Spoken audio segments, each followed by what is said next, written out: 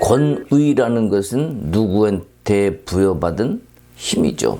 우리 부모님이 돈이 많아서 내게 대단한 걸 주셨어. 그럴 수도 있겠지만 우리는 세상적인 이런 권위보다 내면으로부터 솟아나오는 권위, 함부로 누구도 함부로 가져갈 수 없는 그러한 권위, 그거를 가지고 계십니까? 그것이 진정한 힘일 겁니다. 왜? 함부로 뺏어갈 수 없으니까. 오늘 말씀을 통해서 우리가 하나님이 주신 권위, 또한 세상에서 얻은 권위, 내게 진정한 권위는 무엇인가라는 것을 말씀을 통해 한번 생각해 보는 시간을 가지면 좋겠습니다. 오늘 말씀은 마태복음 21장입니다. 23절에서 32절 말씀을 통해서 우리가 함께 은혜 받는 시간을 갖겠습니다. 23절입니다. 예수께서 성전에 들어가 가르치실새 대제사장들과 백성의 장로들이 나와 이르되 네가 무슨 권위로 이런 일을 하느냐? 또 누가 이 권위를 주었느냐? 예수께서 대답하시되 나도 한 말을 너희에게 물으리니 너희가 대답하면 나도 무슨 권위로 이런 일을 하는지 이르리라. 요한의 세례가 어디서부터 왔느냐? 하늘로부터냐 사람으로부터냐?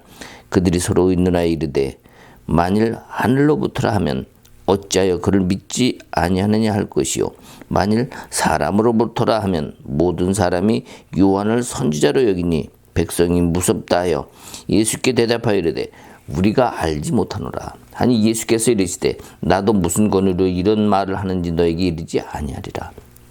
그러나 너희 생각에는 어떠하냐? 어떤 사람이 두 아들이 있는데 맏아들에게 가서 이르되 예 오늘 포도원에 가서 일하라 하니 대답하여 이르되 아버지 가겠나이다 하더니 가지 아니하고 둘째 아들에게 가서 또 그와 같이 말하니 대답하되 실소이다 하였다가 그 후에 뉘우치고 갔으니 그 둘 중에 누가 아버지 뜻대로 하였느냐? 이르되 둘째 아들이니이다. 예수께서 그들에게 이르시되 내가 진실로 너에게 이르노니 세리들과 장녀들이 너희보다 먼저 하나님의 나라에 들어가리라. 요한이 의의 도로 너희에게 왔거늘 너희는 그들을 믿지 아니하였으되 세리와 청년은 믿었으며 너희는 이것을 보고도 끝내 뉘우쳐 믿지 아니하였도다. 아멘. 지금 오늘 말씀을 보면 성전에 들어가셔서 예수님이 가르치고 계십니다. 마가복음 11장 27절에 보면 성전에서 걸어 다니실새 이런 말씀이 같이 나오고 있는데 자 거긴 뭐를 얘기하냐면 이방인의 뜰입니다. 그러니까 이방인의 뜰이라는 것은 누구든지 다 알 수 있는 올 수 있는 그러한 장소를 얘기합니다. 그곳에서 예수님이 사람들에게 가르치고 있는 거예요. 그런데 그때 대제사장들과 장로들이 와서 너는 어디서 왔으면 무슨 권위로 이 사람들인데 이런 말씀을 가르치고 있느냐라고 이야기를 하는 거예요. 자, 우리가 여기서 한번 생각해 볼 필요가 있는데 사두개인들과 바리새인들은 그런 사람들은 신학적인 입장을 대변하는 그런 말로 그런 사람들을 상징하죠. 근데 여기 나온 대제사장들과 백성의 장로들은 누구냐면은 바로 종교적인 지위와 위치를 가진 사람을 상징으로 합니다. 그래서 지금 여기 나온 사람들은 대제사장들, 그냥 제사장도 아니에요. 1년에 한 번씩 제비 뽑아서 대제사장을 뽑아서 지성소까지 들어가게 하죠. 그러니까 굉장히 권위가 있고 지위가 높은 사람들이 지금 여기 온 거예요. 백성들이 또 장로. 자, 종교적 지위가 높은 사람들이 와서 무슨 권세로 이런 일을 하느냐. 자, 이들의 질문이 왜 이런 질문을 했냐면은 그동안에 많은 사람들이 예수님을 따라다녔고 또 기적을 일으켰다는 얘기도 들었습니다. 표적을 실지 보기로 했겠죠. 그러니까 더 이상 표적을 보여봐라 이런 얘기는 못합니다. 단지 지금 뭘 갖고 하냐면 예수님의 종교적 지위를 갖지 못한 예수의 권위를 가지고 지금 지적을 하는 거예요. 그래서 예수님이 다시 그들에게 반문을 합니다. 그죠? 반문하는 이유가 뭡니까? 바로 세례 요한을 가지고 지금 반대로 질문을 하게 된 것이죠. 백성들을 교훈할 수 있고 그러한 권한을 위임받는 사람들은 누구냐면은 이 사내들인이라든지 아니면 탁월한 랍비가 종교적 그 교리의 정신에 입각해서 이 사람은 가르칠 수 있는 자격이 있어라고 이야기해 줬을 때 그 사람은 그런 자격을 받았다 해서 그 사람들이 가르칠 수 있는 겁니다. 즉 인정하는 그런 사람들이 가르칠 수 있는 것이죠. 그런데 예수님은 아무도 종교적 지도자들이 그런 말을 한 적이 없다는 사실이에요.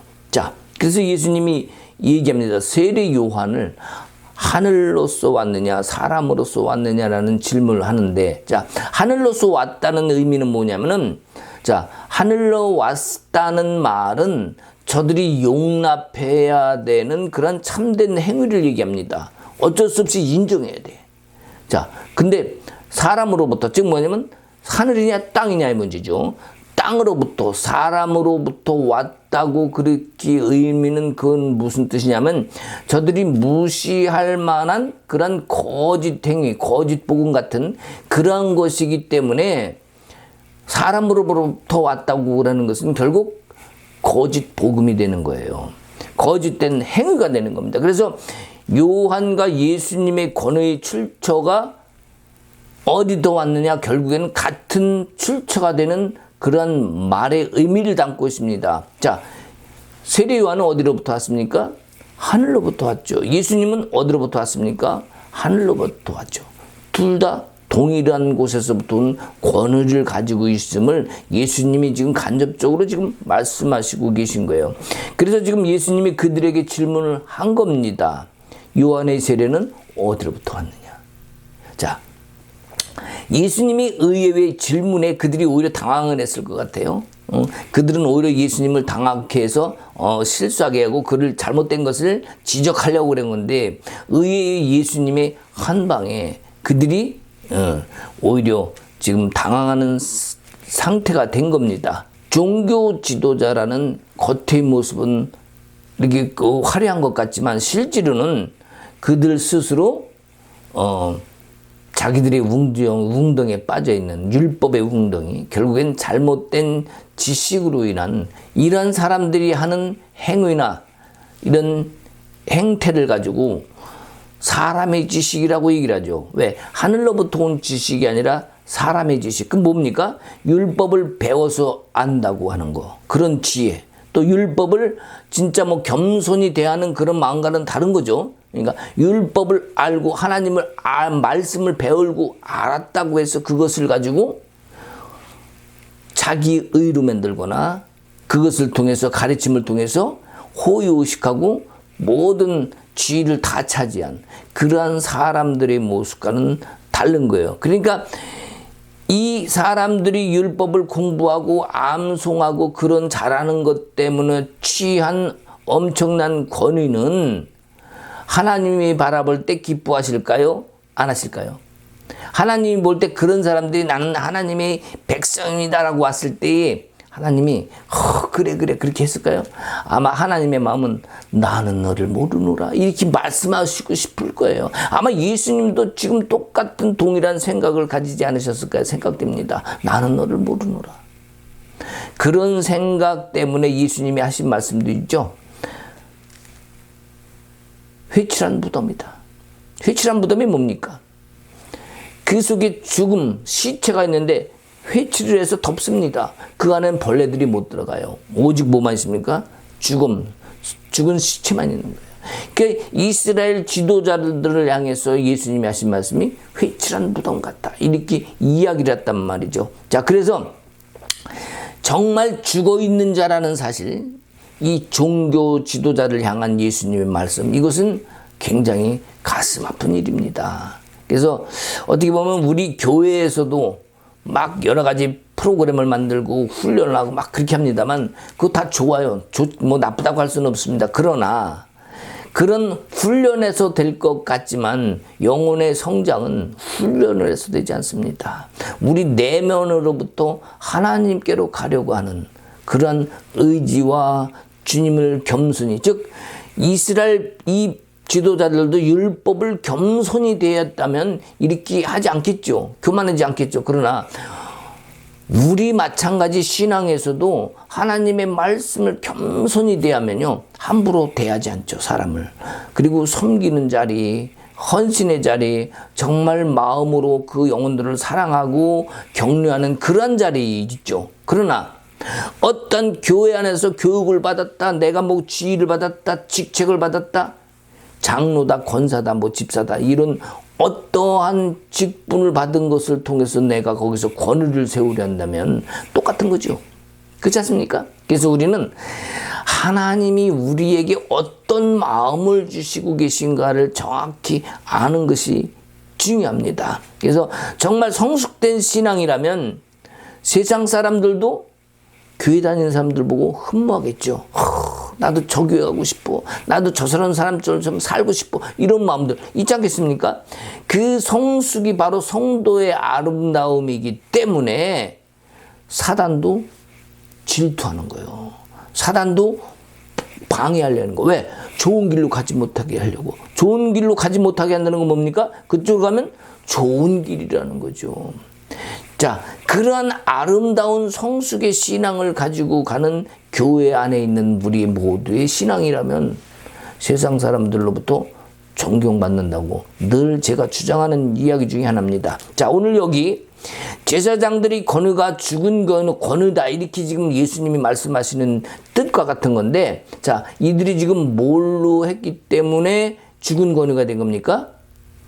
율법으로? 하나님 말씀으로? 겸손함으로 대했습니까? 아니죠. 자기들이 지식으로 대했기 때문에 그런 거예요. 결국 율법을 하나님 거라고 주장은 했지만 결국 자기들이 얻은, 배운, 그리고 외운, 암송한 그 지식으로 대했기 때문에 예수님은 이들에게, 제사장들에게 권위가 죽은 권위다, 이렇게 지금 말씀하고 계신 겁니다. 하나님이 원하시는 것이 뭘까요?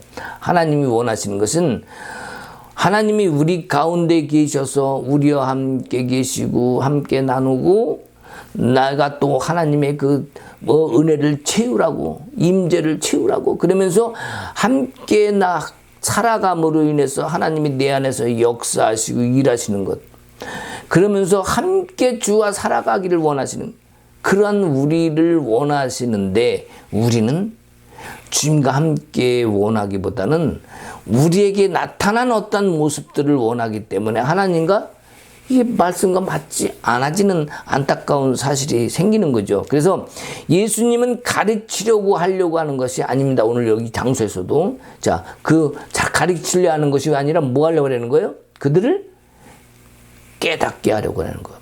그들을 깨닫게 해서 어떻게 하는 거예요? 돌아오게 하려고 하는 것이지 그들을 저주하거나 아니면 가르치려고 지금 여기서 말씀하고 계시는 것이 아니다.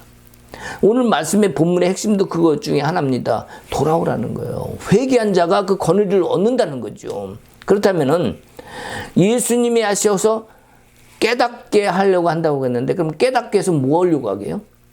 깨닫고 해서 뭐 합니까? 예, 바라보게 하는 거죠. 문을 열어주시려고 하는 거죠.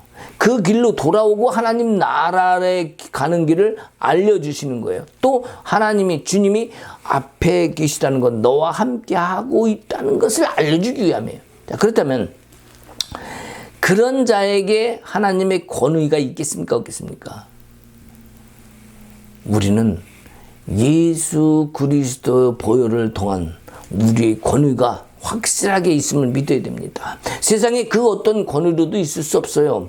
예수 그리스도의 보혈을 통한 우리 나를 위한 죄값을 통한 흘린 피로 말미암아 우리는 하나님으로부터 권위를 받았습니다. 그 권위로 살아가야 돼요. 자, 여기 지금 사방에 있는 백성들도 다 알고 있습니다. 예수님의 말씀 속에 삶 가운데 행한 일 가운데 다른 종교 지도자들과 다르다는 것을 알고 있어요. 그들의 모습과 다르다는 걸 알고 있어요. 가르치려고 했던, 율법을 가르쳐주려고 했던 그 분들, 그 종교 지도자들과 예수님이 깨닫게 하려는 그 가르침과는 분명히 차이가 있다는 것을 백성들도 지금 보고 알고 있다는 거죠. 자, 권위를 가지고 있는 사람들과 다른 권위를 보여주고 있는 그 예수님과 이들의 생각 속에서 비교를 하고 어떤 마음을 가질까요? 분명히 나는 저 사람과 함께하고 싶어라는 마음을 가지겠죠. 정죄를 하고 조금 잘못되면 정죄하고 판단하는 그 종교 지도자들과 함께하고 싶겠습니까? 아니면 세우려 하고 격려하려 하고 낮은 자들, 작은 자들, 불쌍한 자들, 정말 힘없는 자들과 함께 하려고 하는 예수님과 함께 하고 싶은 마음이 있겠습니까? 여러분 생각 어때요? 만약에 여러분 앞에 그런 사람이 나타났다면 누구와 함께 할까요? 우리가 농구 경기를 합니다. 그러면 편을 먼저 먹죠. 만약에 축구 시합을 하든 그러면 정말 잘한다 해갖고 같이 그 사람 실력도 좋아. 근데 잘한다 하면서 같이 막 어울려 사는 사람하고 같이 할 거예요? 아니면 여기 공 내나오는데 왜 나한테 공 안 내놓냐고 막 소리 지르고 신경질 낸 사람하고 게임을 같이 한 편을 먹고 싶습니까? 누구랑 한 편 먹고 싶어요? 예. 여러분 뻔하잖아요. 예. 서로 격려하고 합심해서 서로 으쌰으쌰 하는 사람, 그런 사람하고 해야 재미도 있는 거 아닙니까? 여기 이스라엘 백성도 마찬가지요. 지금 이 지도자들은 어떻게 합니까? 세상적 권위로 그런 힘으로 사람들을 주눅들게 만들었어요. 힘들게 했어요. 정죄하고 맨날 어떻게 했어요? 예. 부정한 자로 낙인을 찍었어요. 그러니 이 권위를 가지고 계신 예수님이지만 하늘로부터 오셨지만 스스로 낮은 자, 어려운 자, 힘든 자, 부정한 자들과 함께 하시는 그 예수님 때문에 이들은 어떻게 했습니까? 오히려 기뻐하고 있었죠. 자, 세상적 권위로 힘들게 나를 주눅들게 했어. 자, 그러면 그런 사람들과 백성들을 자유케 하고 또 그 모습들 속에서 정말 하나님의 마음을 깨달을 것 같은 그런 예수님의 모습을 보고 이 백성들의 마음 속에 판단은 어떤 판단인 것은 이미 여러분도 그 마음을 알겠지만, 자, 그런 마음을 가지고 예수님이 행한 것이 누구의 마음입니까? 바로 하나님 아버지의 마음이죠. 자, 율법을 안다는 장로들, 제사장들, 지도자들은, 이 선생들은 어떻게 했습니까? 그 사람들이 가진 율법, 그걸 가지고 사람들을 다 주눅들게 했다고 얘기를 했습니다. 자, 그러면 결국에는 그 자신들은 어떨까요? 그 자신들도 결국은 정죄를 당하는 거예요. 그러니까 율법으로는 성한 사람이 없는 거예요. 다 정죄받고 다 죄인이 되는 겁니다. 왜? 온전하게 지키지 못할 테니까. 근데 그것을 예수님은 격려하고 오히려 그것을 위로하고 오히려 아픔으로부터 상처를 보듬어줘. 자, 그런 예수님과 함께 하고 싶은 마음은 당연하죠. 그래서 그들이 주장했던, 정말 지도자들이 주장했던 율법의 나라, 하나님 나라, 그거는 정말 하나님 나라가 아닌 거예요. 이미 하나님 나라가 아니라 다 상처 입은 사람들, 투성인 아픈 사람들의 나라인 거예요. 하나님 나라와는 분명히 차별됩니다. 그죠? 자, 그렇다면 우리 현재 교회에서 교회가 아니더니 뭐 11절 안에서 주일 성수를 안 지켜서 그러면 저주를 받는 것처럼, 큰일을 당하는 것처럼, 벌을 받는 것처럼, 교회 갔다 와서 어떻게 해요? 성금 내지 못하고 다 지키지 못하면 뭐예요? 교회 갔다 와서 자유함이 아니라 부담만 가지고 있는 거예요. 아이고, 오늘도 일주일 동안 난 또 죄인이로구나. 그러한 정죄받은 모습으로 목사님이 설교를 하면은요, 똑같은 거예요, 똑같은 거. 교회 안에 오면 자유하게 해야 돼요. 그리고 그 안에서 사랑으로 내가 깨닫게 만들어야지 가르쳐서 될 일이 아닙니다. 이렇게 해서 저렇게 해서 헌금만 11조 왜 안 하냐고, 그래야 복 받는다. 그렇게 해서 될 일이 아니에요. 마음 내면에서부터 우러는 정말 하나님의 그 사랑을 내가, 그 은혜를, 그 은총을 내가 받고 있구나. 그 긍휼하심으로 오늘도 나를 사랑하고 있구나. 이런 마음이 우러나올 때 나의 할 일을 하지 말라고 해도 합니다. 그럴 때 하나님이 더 기뻐하시는 거고요. 교회 안에서도 부담 주면 안 됩니다. 지나친 부담, 적당한 가르침은 필요하지만 지나친 교리적 주장은 옳지 않다, 이렇게 생각합니다. 그래서 예수님이 어쨌든 주님이 말씀하시는 것이 뭐냐면, 여기서 첫째 아들과 둘째 아들 둘 얘기를 하죠. 자, 그러면 첫째 아들은 어떻습니까? 간다고 얘기하고 안 갑니다. 둘째 아들은 안 간다고 그러고 나중에 갑니다. 자, 그렇다면 자, 첫째 아들은 과연 누굴까? 누굴 상징할까? 이게 누굽니까? 자, 결론으로 말하자면 이건 종교 지도자들. 말로 하자면 권위를 가지고 있는 지도층을 얘기합니다. 자, 하나님의 뜻을 따르겠다고 하면서 성전 밖에서는 진짜로는 그 하나님의 자녀, 율법을 지키려는 자들의 그 모습이 아닌 거예요. 위선적인 생활, 바리새인과 사두개인과 이런 사람들이 종교 지도자들이 위선적인 생활을 했기 때문에 지금 여기서 첫째 아들로서 지금 판단을 하고 있는 겁니다. 자, 그럼 둘째 아들은 어때요? 안 간다고 해놓고 가만히 가다 생각해 보니까 아닌 것 같아. 그래서 뒤돌아가는 거예요. 즉 다시 말하면 회개의 자리로 하는 거예요. 마음을 돌리는 겁니다. 그래서 아버지께로 가는 거죠. 그래서 이것이 결국 둘째 아들은 누구겠습니까? 힘없는 누구예요? 이스라엘 백성이죠.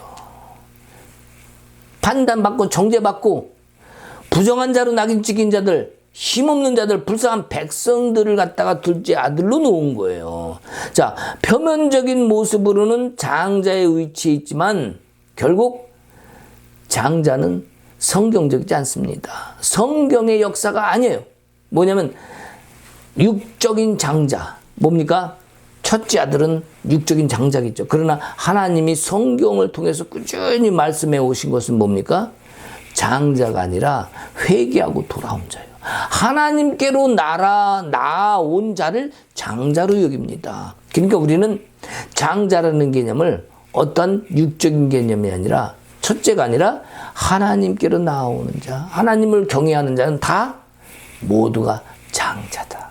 이렇게 우리는 생각해야 되겠습니다. 그래서 우리가 육적인 장자가 중요한 것이 아니라 하나님께로 나오는 자가 진정한 장자라는 사실을 우리는 잊지 말아야겠습니다. 그래서 이 주님 외에, 예수 외에는 그 어떤 장자의 피가 없었다는 것. 그 피로 우리에게 죗값으로 주셨기 때문에 다 담당하시고 우리에게 권세를 주셨기 때문에 우리도 이제는 장자의 권세를 얻을 수 있는 자격을 얻은 거예요.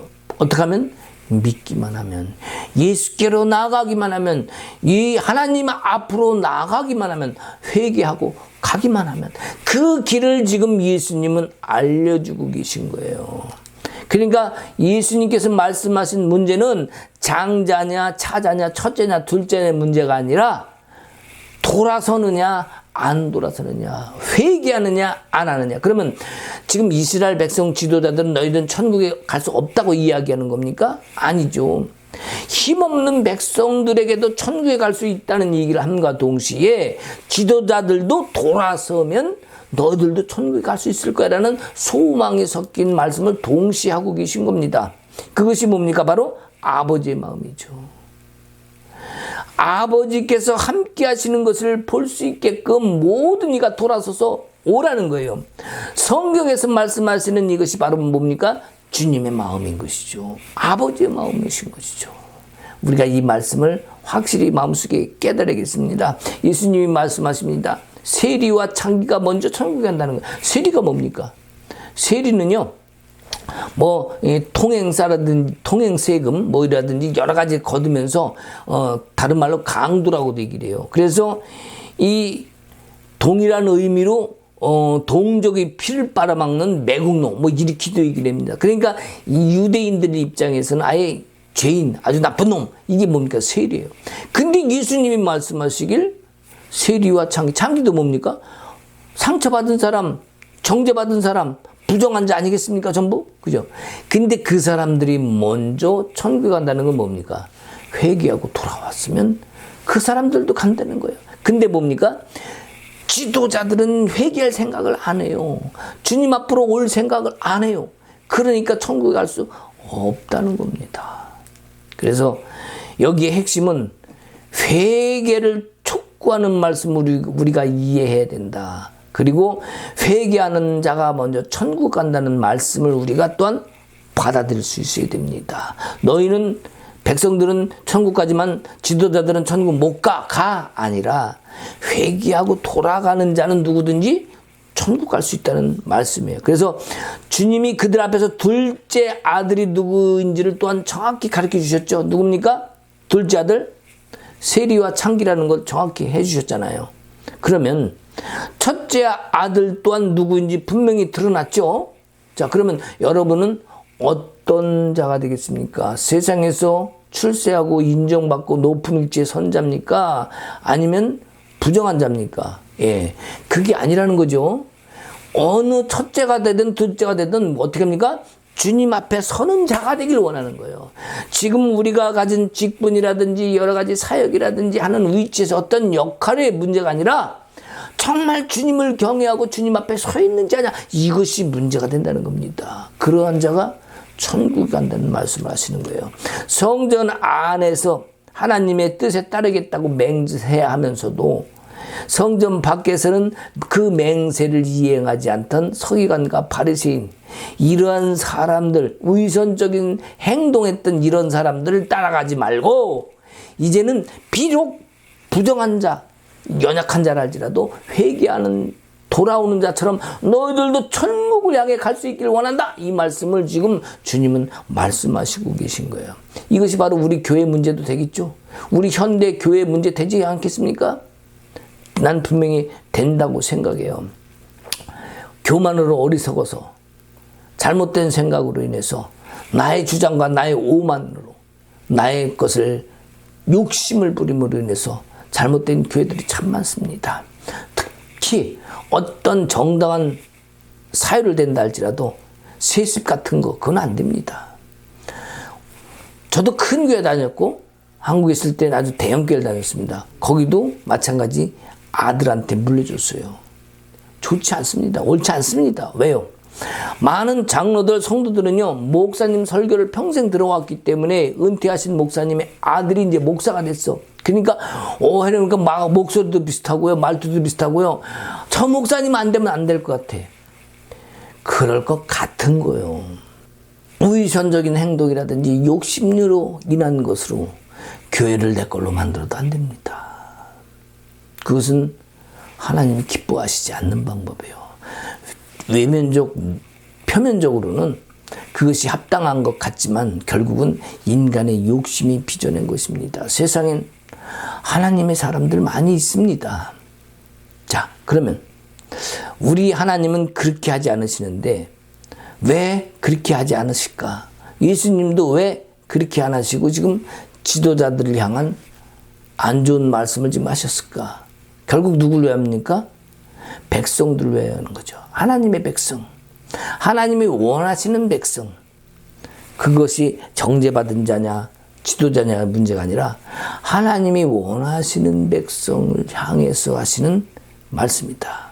그래서 연약한 주님의 자녀들을 위하여 또한 그렇게 하신 것이다. 왜? 상처받았으니까. 그들을 위로해야 되니까.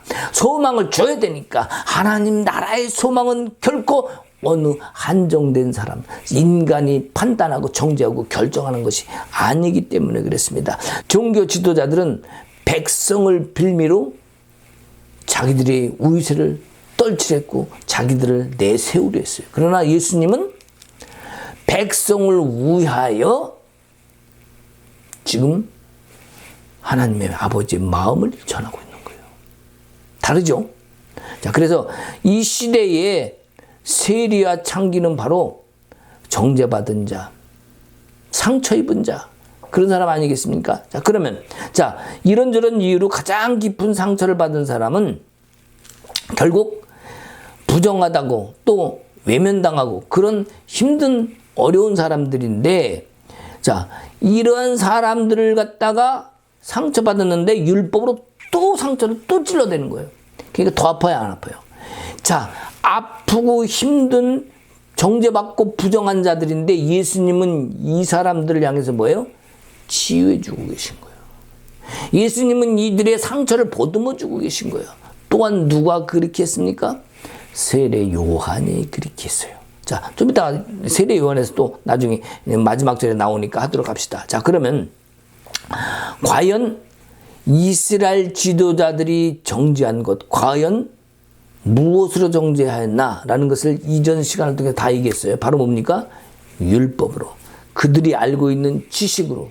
그들이 암송하고 있는 하나님 말씀이라는 것을 가지고 정죄한 거예요.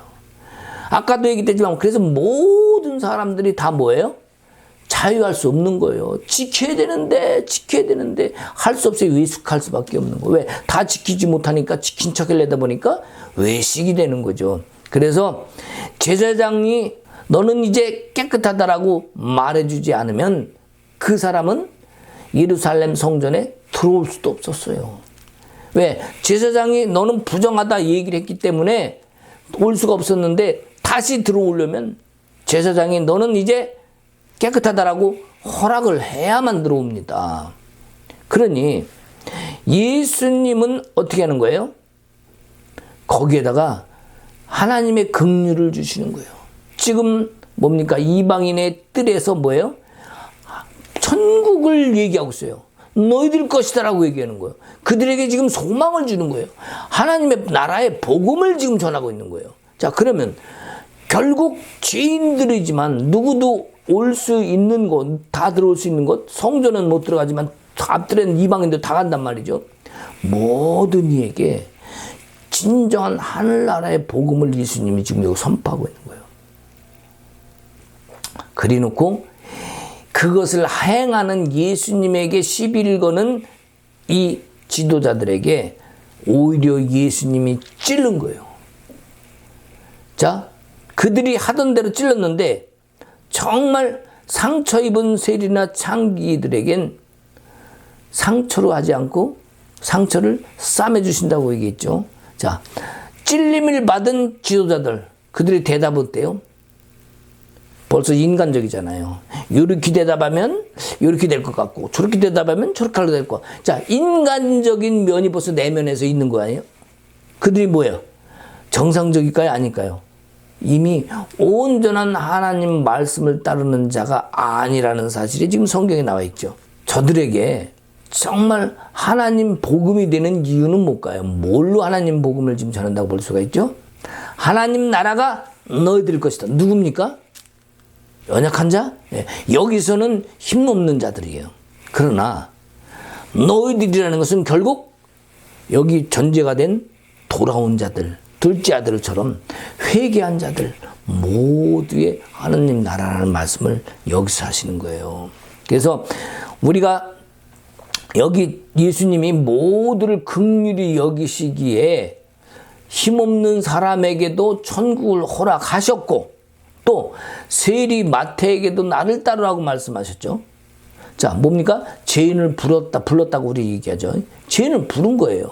자, 종교 지도자들은 하나님을 따르는 것이 아니라 하나님을 가리고 막은 거예요.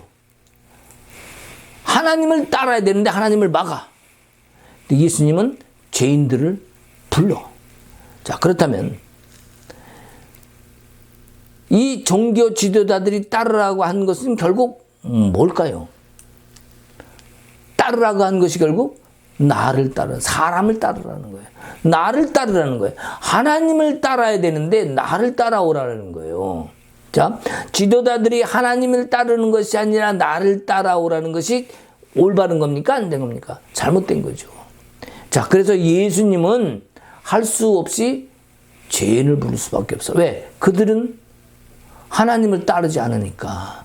불쌍한 영혼들을 회개시키고 소망을 줘서 상처를 보듬어주고 그들을 따라오는 것이 훨씬 쉽거든요. 그러니까 그들이 먼저 천국에 갈 것이다 이렇게 말씀하실 수밖에 없는 거예요. 예수님은 여기 지금 하나님이십니다. 근데 예수님은 한 번도 하나님 아버지를 가린 적이 없어요. 자기 자신을 먼저 아버지보다 먼저 내놓은 적이 없어요. 근데 종교 지도자들은 뭐예요? 하나님을 가리고 자기를 내놓는 거예요. 하나님을 가렸다는 것은 나를 내세우는 거죠. 내 자신 봐라. 난 이런 사람이야. 나를 따라와. 이렇게 되는 겁니다. 자, 그렇다면은 예수님이 하신 행동을 우리는 성경에서 다 봤죠. 기적의 그 대단한 역사를 이루고도 아버지께 영광을 돌리고 자기는 얼른 빈들로 갑니다. 조용한 곳으로 갑니다. 계속해서 예수님은 그 일을 행하셨단 말이에요. 자, 여기 오늘 마태복음인데, 자, 마태복음의 지금 이 성경에는요, 율법을 기록하기 있지 않아. 즉 말하면 마태복음에는 율법을 잘 기록했던 율법 종교자들을 기록한 그러한 모습으로 성경을 기록하고 있지 않다는 얘기예요. 자, 마태복음 1장부터 보면은 율법의 파괴요. 뭐냐? 왜 율법이 파괴냐? 1장 1절 봐요. 족부가 딱 나옵니다. 누구는 누구를 낳고 누구는 누구를 낳고. 자, 그러면서 거기에 계보에다가 예수님의 계보에다가 누굴 집어넣냐면은 기생 라합과 모압 지방의 여인 룻을 집어넣어요. 자, 유대인들은 이 사람들 별로 안 좋아합니다. 왜? 자기들의 그 우월성에 대해서 좀 다른 피가 섞여 들어갔잖아요. 이게 별로 그렇게 저기하진 않는데, 지금 마태는 이 두 여인을 갖다가 여기 성경에 넣어둠으로 예수 그리스도의 계보를 잇는 사람, 즉 뭐예요? 예수님이 태어나기 전까지 징검다리 역할을 한 굉장히 존경하는 여자로 여기다 지금 기록하고 있는 거예요. 그러니까 마태도 분명 유대인이지만, 물론 죄인인 세리로 지냈지만 선민 사상으로 선택된 민족성을 가지고 우수성을 그런 생각을 가지고 기록하지 않고, 자, 이 룻과 기생 라합을 기록했다는 것은 그 사람들을 귀하게 본 거예요. 그러니까 마태는 결코 율법적이지 않고 기생 라합을 귀하게 봤고 룻을 존중하게 생각한 거예요. 그렇기 때문에 여기 성경에 기록한 겁니다. 이게 누구 마음일까요? 하나님 아버지 마음이죠. 마태의 마음이 아니라 하나님 아버지의 마음은 어떤 마음이실까라고 생각하면서 마태복음을 기록한 것처럼 오늘 여기서도 예수님도 이런 말씀으로 지금 계보가 아닌 피의 혈통이 아닌 불쌍한 자, 연약한 자, 힘없는 자, 모든 죄인들의 구세주로 오셨다는 사실을 지금 또한 여기 말씀하고 계신 겁니다. 그래서 마태는 유대의 혈통으로 여기를 기록한 것이 아니라 하나님의 섭리로 지금 보고 있다. 이렇게 생각할 수 있을 것 같습니다. 그러니까 다시 돌아가서 첫째 아들에게 말하고 싶은 것이 그러면 과연 무엇이었을까? 둘째 아들한테 말하고 싶은 것은 그럼 무엇이었을까? 우리가 이 생각을 해봐야 될 것 같아요. 지금 이 시대에도 똑같은 생각 아니겠습니까? 첫째 아들한테 하려고 하는 생각. 너희들 회개하고 돌아와라. 둘째 아들한테 하려고 하는 생각 뭐예요? 너희들을 상처를 싸매줄게. 위로해줄게. 이것이 아버지 마음이야. 이것이 하늘나라의 소망이 돼야 돼. 그래갖고 너희들 하나님께로 돌아와서 하나님께로 나아가는 길에서 천국 문을 향한 그 문을 보여주고 싶은 거예요. 그 길을 가르쳐주고 싶은 거예요. 누구한테? 모두하게. 결국은 모두하게 가르쳐주는 거예요. 연약한 자에게 둘째에게만 가르쳐주려는 것이 아니라 첫째가 됐든 둘째가 됐든 모두에게 돌아오는 자, 뭐예요? 아버지께로 나아가는 자에게 천국을 보여주겠다는 거예요. 그걸 선물하겠다고 말씀하시는 겁니다. 그래서 우리는 둘째 아들은 세리와 창기. 이 마태도 세리이기 때문에 정죄받았던 사람 아닙니까? 창기는 뭐 더 하고요. 그래서 우리가 예수님을 따라간 이 사람들, 예수의 긍휼을 받고 하나님의 긍휼을 얻고 예수를 따라간 이 사람들, 죄인들도 이렇게 천국을 갈 수 있다는 사실, 이게 뭡니까? 이것이 복음인 거예요. 상처받았던 세리와 창기가 다른 상처받은 영혼들을 또한 다시 위로하고 다시 세워야 되는 것. 그들도 또한 다른 이도 사랑해야 되는 거. 이게 뭡니까? 복음인 거예요. 그러니까 먼저 받은 사람이건 나중 받은 사람이건 내가 또한 은혜 받았다면 내가 또한 다른 영혼들에게 그 소식을 전하는 거. 이거 뭡니까? 이것이 복음이라는 거예요. 예수님은 이 복음을 지금 이 이방인의 뜰에서 지금 전하고 계신 거예요. 근데 이 복음을 전하는데 종교 지도자들이 와서, 제사장들이 와서, 백성의 장로들이 와서 네가 뭔데 이런 거를 해라고 지금 말하고 있기 때문에 예수님이 여기서 이 말씀을 그들을 깨우치게 깨닫게 할 수밖에 없는 상황이었다는 거. 그래서 하나님을 가리고 있다는 것은 하나님을 가리고 대신 나를 드러내고 나를 보여주고 있는 거기 때문에 예수님은 그렇게 하면 안 된다라고 지금 명확하게 종교 지도자들을 향해서 말하고 있는 것입니다. 나처럼 해봐라, 나처럼 해봐라. 아무리 해봐야 소용이 없어요. 나의 한계, 나의 인간적인 모습은요, 육성의 본질은요, 하늘과 달라요. 나의 욕심으로, 나의 잘못된 생각으로, 나의 고집으로 나온 인간적인 것이 아니라 아버지의 마음으로 우리는 다가서야 된다. 예수의 마음으로 가야 됩니다. 그것이 예수님이 오늘 여기서 말씀하시는 정말 족보의 의미, 그리고 백성의 의미, 연약한 자의 의미, 지도자의 의미, 모든 걸 통틀어서 아버지께로 나오는 자, 회개하고 돌아오는 자의 의미. 어떤 것이 장자입니까? 주님께로 돌아오는 자. 족보 필요하지 않아요. 혈통 필요하지 않아요. 예수님이 원하는 그 마음을 우리가 정확히 깨달아야 되겠습니다. 그러면 어떻게 보면 예수님도 참 그런 것 같아요. 아니, 예수님의 제자 중에서도 말이죠. 아주 기왕이면 아주 뻔듯한 제사장 같은 제자를 좀 하나 이렇게 하면 안 됩니까? 어떻게 전부 이상한 사람들만 전부 갖다 놨죠. 기왕이면 유다 같은 사람 대신에 제사장 같은 사람 하나는 집어넣어도 되지 않았을까? 이런 생각도 할 수 있어요. 그죠? 근데 마태복음 21장 말씀하신 대로 주님은 연약한 자들로 다 채우신 이유는 그들을 사랑하기 때문에, 결코 높은 자에 선 사람은 결코 낮은 자의 마음을 알 수 없기 때문이에요. 그리고 예수님 또한 낮은 자로 오셨기 때문에 낮은 자리에서 친구 같은 사람을 선택할 수밖에 없는 거예요. 내가 대통령이 됐어요. 그러면 나와 같은 생각을 가지고 있는 사람한테 보좌관으로 만들겠어요? 아니면 반대되는 사람을 갖다가 보좌관으로 삼겠어요?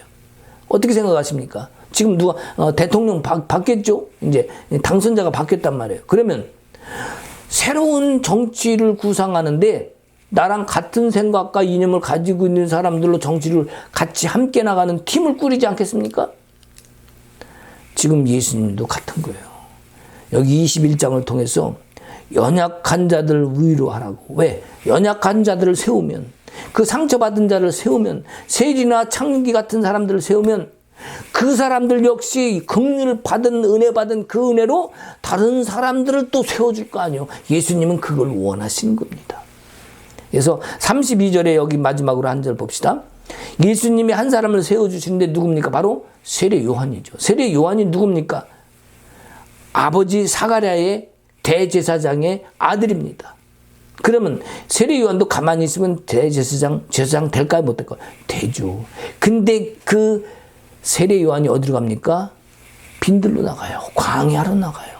자, 광야로 떠났다는 것은 뭡니까? 예루살렘을 떠났다는 거예요. 여기 사회적인 권위라든지 모든 직분을 내려놓고 낮은 자리에 위치에 갔다는 겁니다. 예수님과 같은 위치에 서 있는 거예요. 지금 낮은 자리. 그래서 예수님이 다시 23절에 32절에 나오죠. 요한이 의도로 너에게 왔거늘. 의도 뭡니까? 바로 하늘로부터 왔다는 거지. 세례 요한도. 예수님도 하늘로부터 왔던 것처럼, 그런데 너희들이 깨닫지 못한다는 거죠. 자, 그러면 이 세례 요한이 나간 것이 빈들인데, 그러면 백성들이 선지자로 다 인정하고 있기 때문에 이 대제사장들도 그를 갖다가 사람으로부터 왔다, 이 땅으로부터 왔다라고 얘기를 못하는 거예요. 왜 그런다 그랬어요?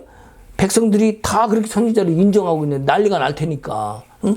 더 제사장들 뭔가 잘못된 건 난동이 나올 수도 있잖아요. 그러니까 말을 못하는 거죠. 자, 세례 요한은 진정으로 그 백성들의 마음을, 또 그 영혼을, 죄인들을, 불쌍한 사람들을, 연약한 자들을 어떻게 한 거예요? 감싸준 거예요. 세워준 거예요. 그리고 그들을 세례 주었다는 것은 씻어준 거예요. 어디서? 요단강에서. 어떤 마음으로? 하나님의 마음으로. 그러니 예수님은 이걸 지금 알고 있는 거예요? 모르고 있는 거예요? 알고 있는 거죠. 그럼 세례 요한이 무엇을 위해서 그렇게 했을까? 무엇을 위해서 세례를 줬을까? 무엇을 위해서 불쌍한 영혼들을 씻어 죽었을까? 그들의 마음을 세워주고 상처를 치유해줬을까 이거예요. 무엇 때문에? 바로 예수를 위해서 그렇게 한 거예요. 예수께 가기 위해서. 세례 요한이 얘기하죠. 어린 양을, 세상 죄를 제거하는 어린 양이다. 누구 향해서? 예수님을 향해서. 예수님이 어떤 사람인지 아는 거예요. 어떤 분인지를 알고 있는 거죠. 나중에 잠시 의심을 하긴 했지만 어쨌든 세례 요한은 예수께로 가기 위한 길을 닦아주고 있었던 거예요. 그래서 예수님도 지금 세례 요한을 세워주고 있는 겁니다. 그래서 요한의 의도 보니까 그 두 아들의 비유를 보면서 23절에서부터 27절까지 나오죠. 예수의 권위에 대한 논쟁과 연결시키는 그 두 아들의 비유를 통해서 요한은 뭘 하는 겁니까? 회개한 죄인들이 지금 들어가고 있는 하나님 나라, 하나님으로 가는 그 길을 향해 길을 제시하고 있는 거예요. 그 길을 향해 백성들에게 알려주고 있는 거예요. 세례 요한이 세례를 준 이유가 뭡니까? 그들의 죄를 씻어주는 거예요. 그들의 상처를 씻어주는 거예요. 그들의 연약함을 씻어주는 거예요. 그들의 마음을 씻겨주는 것, 바로 정죄한 것에서부터 너희들은 살 수 있다고 살려내주는 거예요. 예수님을 대신해서 지금 그 자리를 마련해 놓고 있는 거예요. 그러면 그 뒤에 오른 메시아, 예수님은 뭐예요? 그 길을 이어받아서 내가 메시아다. 세례 요한이 메시아로 예수께로 가는 그 길을 가르쳐 주니까 예수님이 그 길을 이어받아서 내가 메시아임을 선포하고 천국을 선포하는 것.